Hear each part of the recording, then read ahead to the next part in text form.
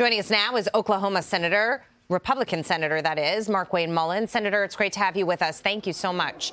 Thank you for having me on. Despite how Hakeem Jeffries may feel about it, an impeachment inquiry has been approved and is going to move forward. But the issue is really getting the information that Republicans want to see as part of their investigation. Right. The White House has been stonewalling, but there's nothing to indicate that they won't continue to stonewall the process. Comer was on our air, James Comer, a little bit earlier, basically saying that they can be compelled by the courts to hand things over. Is that where this is headed?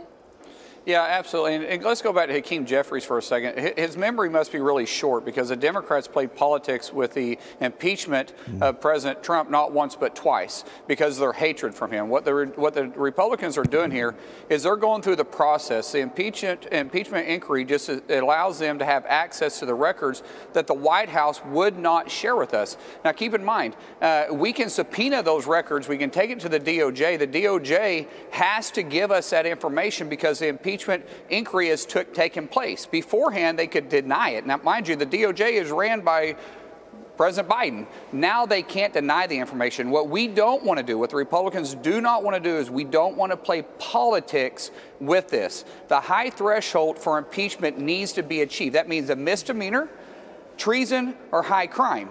And there's one more that has to be hit too.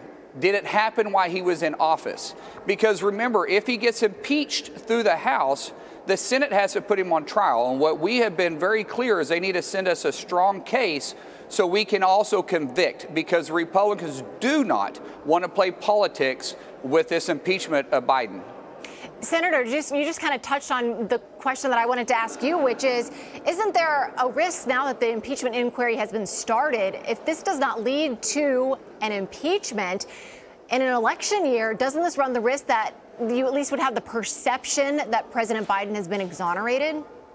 No, I wouldn't think so, because remember, this investigation that has been led by James Comer and Jason Smith and Jim Jordan has already led to charges being filed against Hunter Biden that the IRS and the Biden administration, the DOJ, was trying to sweep underneath the rug. So it's already led to some point of accountability, if you would say.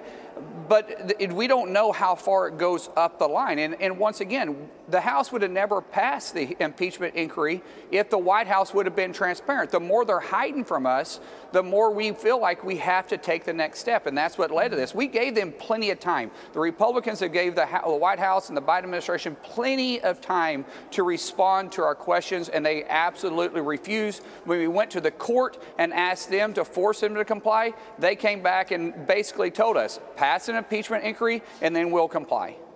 All right, Senator Markwayne Mullin, thank you so much for joining us this afternoon to give us your perspective on this developing matter. See you soon.